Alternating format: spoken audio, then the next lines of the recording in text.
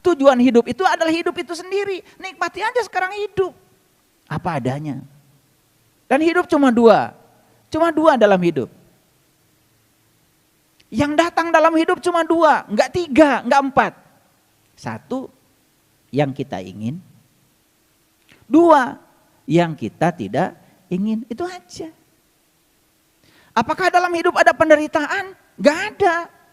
Kalau kita bisa menerima yang kita ingin dengan yang tidak kita ingin, apa adanya. Lalu penderitaan dari mana? Penderitaan itu berasal dari penolakan. Karena kita menolak yang kita tidak ingin. Kalau yang tidak kita ingin tidak ditolak, enggak ada penderitaan. Apakah kemarahan ada? Enggak ada. Karena marah itu kita menginginkan yang kita ingin. Saat datang yang tidak kita ingin, kita menolaknya.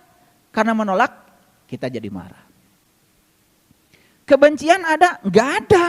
Karena kebencian itu berasal dari pikiran. Kapan benci itu datang? Saat kita menolak yang kita tidak ingin. Saat yang tidak kita ingin hadir. Betul enggak? Jadi kalau kita sudah bisa menerima hukum alam, yang kita ingin dengan yang tidak kita ingin, diterima dua-duanya dengan cara yang sama, tidak ada penderitaan, plus tidak ada lagi yang namanya kebencian, kemarahan, gak ada. Karena tidak ada lagi yang bisa kita benci. Tidak ada lagi yang patut untuk dimarahi. Setuju? Kan sederhana sebetulnya. Nah menjadi rumit kehidupan ini karena di sini nih. Ini nih yang membuat kita jadi rumit, pikiran kita sendiri. Oleh karena itu, saya hari ini akan berbicara sesuatu yang rumit. Tetapi akan saya buat menjadi sederhana. Karena tugas saya adalah membuat yang rumit jadi sederhana. Bukan membuat yang sederhana jadi rumit. Sebetulnya agama itu sederhana. Tetapi diperumit oleh orang-orang yang gak tahu. Jadi agama tuh jadi pusing ya. Pusing kan? Iya. Salat saya diterima atau tidak oleh Allah? Pusing kan? Wudhu saya diterima atau tidak oleh Allah? Pusing kan? Karena kita nggak ngerti apa itu salat, apa itu wudhu. Padahal sebenarnya indikatornya sederhana. Ya. Salat kita diterima atau tidak oleh Allah, lihat saja keadaan kita setelah salat. Ada perubahan sedikit saja, sudah diterima. Cuman kita tidak bisa menggunakan alat ukur yang jelas untuk mengukur indikator keberhasilan kita sendiri. Betul apa tidak? Saya akan cerita perumpamaan. Perumpamaan yang ada di mana? Terutama perumpamaan yang ada dalam kitab suci. Saya sudah belajar Quran 30 juz, di situ isinya perumpamaan semua. Saya sudah belajar Injil, isinya juga perumpamaan semua. Saya juga sudah belajar Weda, isinya juga perumpamaan semua. Saya belajar kitab To Teaching yang ditulis oleh Lao Tzu, isinya juga perumpamaan semua. Saya sudah belajar Taurat, sudah belajar Jabur, isinya juga perumpamaan semua. Saya juga sudah belajar kitab leluhur kita, namanya Layang Muslimin Muslimat. Yang nulis Mama Asep Martawijaya, orang Garut, bahasa Sunda. Isinya juga siloka semua, perumpamaan semua. Makanya dibuat dalam bentuk, apa itu? Dalam bentuk tulisan sastra. Ada Kinanti, Dandang Gula, Mas Kumambang, itu kan, Magatru, Pucung, ya, Pangkur, isinya itu semua sastra. Saya sudah belajar juga kitab Sasangka Jati. Kitabnya Pangestu, 10 jilid yang sudah saya baca. Isinya perumpamaan juga. Nah sekarang saya mau ngasih ilustrasi sedikit. Ada sebuah tulisan sastra. Isinya adalah simbolik. Isinya adalah perumpamaan. Sebut saja bahasanya X. Saya ingin mencoba menyelami apa yang dirasakan dan dipikirkan oleh si penulis itu. Bisa nggak lewat tulisan?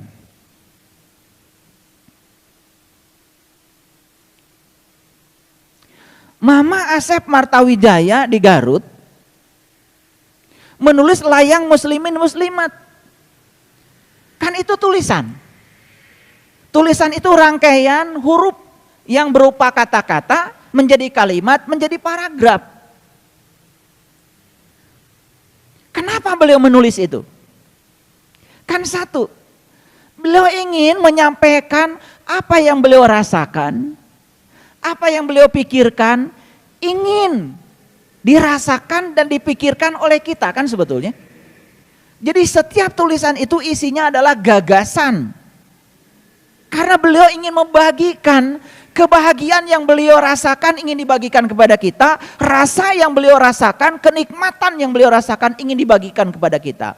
Pertanyaannya, bisakah kita merasakan yang dirasakan oleh beliau lewat tulisan?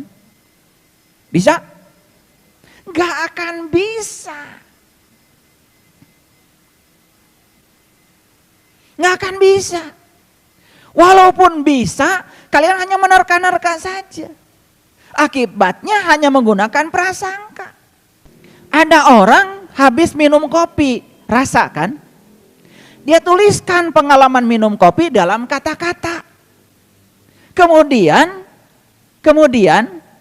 kalian membaca tulisan tentang rasa kopi dalam bentuk tulisan. Berhasil nggak kalian merasakan rasa kopi yang ingin dibagikan oleh si penulis kopi itu? Bisa? Nggak akan bisa. Kalian jadinya hanya menerka-nerka saja kan? Menerka-nerka saja. Oh, kopi teh geuning rasana kitu. Makin menerka makin jauh dari pesan yang ingin disampaikan oleh si peminum kopi itu. Karena satu-satunya cara untuk bisa merasakan yang dituliskan oleh si penulis kopi, kalian minum kopi yang sama dulu. Bahkan setelah minum dari gelas yang sama, kopinya sama, gulanya sama, bahkan kalian tidak perlu baca itu lagi. Ini yang sederhana dulu. Jadi saya tegesin lagi. Bisakah kita merasakan rasanya kopi dari tulisan tentang orang yang meminum kopi? Jelas tidak bisa. Kita ingin belajar spiritual, ingin merasakan yang dicapai oleh penulisnya dengan membaca buku. Bisa. Buang-buang umur, buang-buang waktu. Yang ada kalian cuma jadi penghafal. Sombong karena merasa sudah bisa menghafal. Semua tulisan yang ditulis oleh orang, diulang-ulang lagi pada orang lain, sesuatu yang kalian tidak merasakannya. Itulah yang selama ini merusak agama. Karena kebanyakan orang terbuka mulutnya, sementara masih tertutup pengalaman spiritualnya. Layang muslimin muslimat itu ditulis dalam bahasa Sunda. Tahu kenapa? Karena Mama Asep orang Sunda. Bicaranya setiap hari pakai bahasa Sunda. Beliau menyampaikan apa yang beliau rasakan, terpaksa pakai bahasa Sunda. Jadi sebetulnya bahasa kitab itu menjadi bahasa X tergantung bahasa si penerimanya. Kartos, kenapa Injil bahasa Ibrani? Kenapa? Karena Nabi Isa bahasa komunikasi sehari-harinya bahasa Ibrani. Apa yang beliau rasakan, yang beliau alami disampaikan dalam bahasa yang beliau pakai. Nah, kenapa saya ceramah sekarang pakai bahasa Indonesia? Karena saya orang Indonesia, tiap hari pakai bahasa Indonesia. Saya lancar berbahasa Indonesia supaya komunikasi ini lancar dan kalian juga mengerti bahasa saya. Izin saya bicara pakai bahasa Indonesia. Kenapa saya tidak pakai bahasa Sunda? Mual ngerti kabeh. Karena yang di masjid ini tidak semua orang Sunda. Makanya terpaksa saya menggunakan bahasa nasional yang semuanya mengerti. Sehingga kalau saya bicara semua main ungguk-ungguk. Kan gitu. Nah, mohon maaf. Kenapa Quran bahasa Arab? Kan ngerti kan? Karena si penangkapnya memang berbahasa Arab. Beliau menyampaikan apa yang ditangkap menggunakan bahasa yang beliau gunakan. Gak mungkin menggunakan bahasa yang lain. Saya baca kitab Sasangka Jati, itu bahasa Jawa. Kenapa bahasa Jawa? Karena si penangkap getaran-getaran ilahi itu dia berbahasa Jawa. Ketika sudah ditangkap pemahamannya, terpaksa disampaikan dalam bahasa Jawa. Awas. Apakah gustinya Mama Asep Martawijaya teh orang Sunda? Sanes. Apakah gustinya Nabi Muhammad itu orang Arab? Sanes. Apakah gustinya Nabi Isa itu orang Ibrani? Sanes. Apakah gustinya Cak Narto yang menulis Sasangka Jati orang Solo? Sanes. Jadi Allah itu menggunakan bahasa Rob, bahasa yang sama. Apa bahasa yang dipakai oleh Allah? Bahasa yang dipakai oleh Allah namanya bahasa ilahi. Wujudnya apa? Wujudnya itu hanyalah getaran-getaran ilahi. Setiap getaran ada frekuensi. Setiap getaran ada vibrasi. Jadi kalau begitu, ya Allah itu jangan ditanya siapa. Kalau Allah ditanya siapakah Allah, mengacu kepada sosok. Karena siapa pasti sosok. Jadi pertanyaan yang paling bagus buat Allah itu, Allah tuh apa? Ini mengubah dari siapa menjadi apa, cara bertanya pun ini sudah mencerminkan kesadaran, mencerminkan tauhid. Jadi Allah itu apa? Kalau Allah itu adalah getaran, kalau Allah itu adalah frekuensi, kalau Allah itu adalah vibrasi, berarti Allah itu adalah sumber energi. Paham? Oke. Sekarang kita bicara dulu yang sederhana. Kenapa pesan, tulisan, video, dan lain sebagainya gambar nyampe sebetulnya dibawa oleh getaran. Yang membawanya namanya gelombang elektromagnetik. Gak kelihatan, tapi ada. Di sini itu sebetulnya berjubel gelombang. Paham sampai sini? Oke. Sekarang kita bicara wahyu. Jadi Allah itu sebetulnya sejak dari awal sampai kapanpun selalu memancarkan energi. Selalu memancarkan getaran. Itu sebabnya Nikola Tesla mengatakan, kalau kamu ingin memahami semesta, pandanglah semesta sebagai energi, frekuensi, dan vibrasi. Bagaimana mekanisme para nabi, para rasul itu bisa menangkap wahyu? Sekarang Allah siaran gak sekarang? Siaran gak? Allah tidak pernah berhenti siaran. La ta'khuduhu sinatu wala naum. Gak pernah tidur, gak pernah ngantuk. Kalian punya radio di rumah kan? Oke. Punya radio kan di mobil? Oke. Ingin dengar musik? Gimana caranya? Pastikan radionya ada baterainya. Yang kedua, pastikan kalau di-on-kan hirup. Betul? Cukup? Gak cukup. Kalian pijit-pijit. Mau frekuensi mana yang kalian mau tangkap? Pijit tadi 63,5. Tek. Yang akan tertangkap adalah orang yang sedang siaran di frekuensi 63,5. Kenapa bisa tertangkap oleh kita? Resonansi. Karena frekuensi pemancar sama dengan frekuensi si receiver radio kita. Yang memancarkan dengan yang menerima satu frekuensi. Begitu satu frekuensi tertangkap tuh suara. Nah sekarang tuh Allah sedang siaran nih. Siaran. Kalian ini menangkap siarannya Allah. Gimana caranya? Jadi tubuh kita pastikan dalam keadaan hidup kan? Oke. Nah kita ingin menangkap frekuensinya Allah. Berarti kita harus menyamakan frekuensi kita dengan frekuensinya Allah. Siapa saja yang bisa menyamakan frekuensi dirinya dengan frekuensi Allah? maka siarannya Allah tertangkap. Makanya getaran-getaran ilahi yang bertebaran ini bisa ketangkap. Kenapa yang bisa menangkap orang itu ke orang lain tidak? Selama ini pemahaman kita karena Allah ingin berfirman pada si A, tidak ingin berfirman pada si B, kan begitu. Atau Allah temen gitu mah pilih kasih. Gitu? Itulah yang selama ini kita pahami. Karena kita mempelajari sesuatu nggak masuk akal. Dipilihlah oleh Allah si A, si B. Dah Allah mah yang milih si A, mau milih si B. Kadang-kadang kita suka mengatakan, dah itu mah tuh orang suci.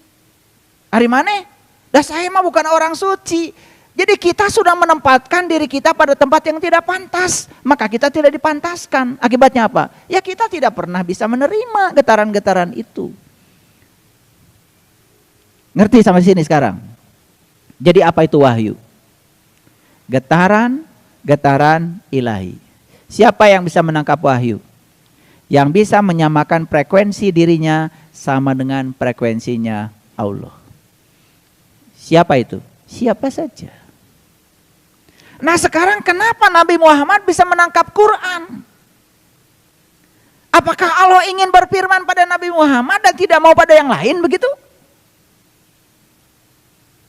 Dan selama ini kita menganggap yang namanya wahyu itu bahasanya seakan-akan itu bahasa Allah. Padahal bahasa Allah itu universal. Bahasanya cuma satu. Bahasanya getaran-getaran ilahi. Jadi begitu getaran itu ditangkap oleh seseorang. Kenapa orang ini bisa menangkap? Karena beliau bisa menyamakan frekuensi dirinya dengan frekuensi Allah. Saat itulah wahyu diterima Nabi Muhammad, wahyu diterima Nabi Isa, wahyu diterima oleh Nabi Daud, wahyu diterima oleh Nabi Musa. Paham maksud saya? Paham sampai sini? Oke. Nah sekarang wahyu itu sudah dituliskan oleh mereka kepada kita. Berupa tulisan dalam bahasa tertentu. Ingin paham kalian? Ingin paham? Gimana caranya? Misalnya kita ingin tahu isinya Al-Quran. Belajar apa selama ini kalian?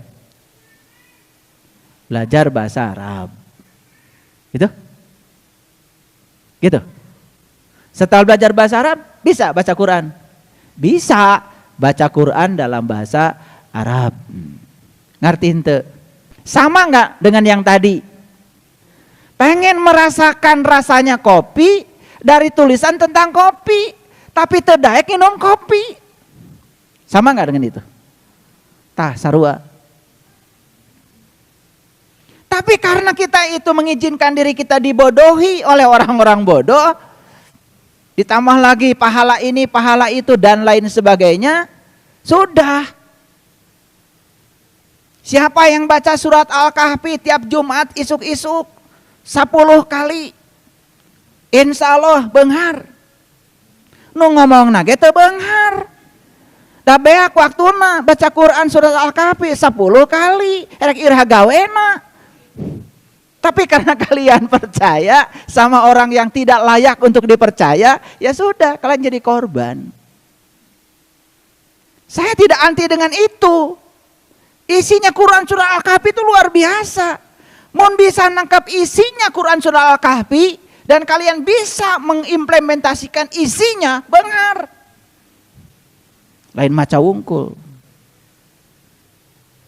Oke, sekarang kita lebih santai sedikit. Ini agak berat tadi kuliahnya, agak berat. Kuliah fisika tadi. Sekarang kita sederhanakan. Jadi prinsipnya resonansi itu kesamaan frekuensi. Contoh, seorang anak mengalami masalah di rantau. Seorang ibu bisa merasakan apa yang dirasakan oleh anaknya. Kenapa? Karena anak ini kan bagian dari ibunya. Selnya pun sama dengan sel ibunya. Jadi wajar kalau kita sebagai orang tua merasakan apa yang sedang dirasakan oleh anak walaupun di tempat yang jauh. Karena ada kesamaan frekuensi. Gitu kan? Asa tepuguh rasaan ya. Wah budak teh gering. Kan gitu. Ayahnya, ibunya merasakan getaran itu. Itu kan resonansi namanya. Begitu ditelepon tuh, oh betul, ternyata anak itu mengalami kejadian, sesuatu kejadian yang menyedihkan. Kan terasa itu. Itu resonansi itu namanya. Cuman kita nggak ngerti selama ini kenapa begitu. Oke, sekarang kalian ingin belajar sebuah kitab suci. Ingin tahu isinya? Ingin tahu kan? Nah, gimana caranya? Belajar bahasanya?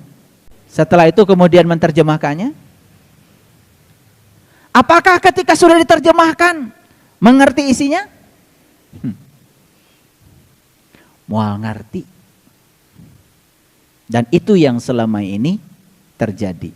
Metodologinya salah. Ingin merasakan isinya Quran? Cari ilmu. Kenapa Nabi Muhammad bisa menerima Quran? Ingin merasakan rasanya Injil? Cari ilmu. Gimana Nabi Isa bisa mengalami pengalaman spiritual sehingga beliau bisa menuliskan pengalaman spiritualnya dalam satu kitab namanya Injil. Ingin mengerti layang muslimin muslimat? Cari ilmunya.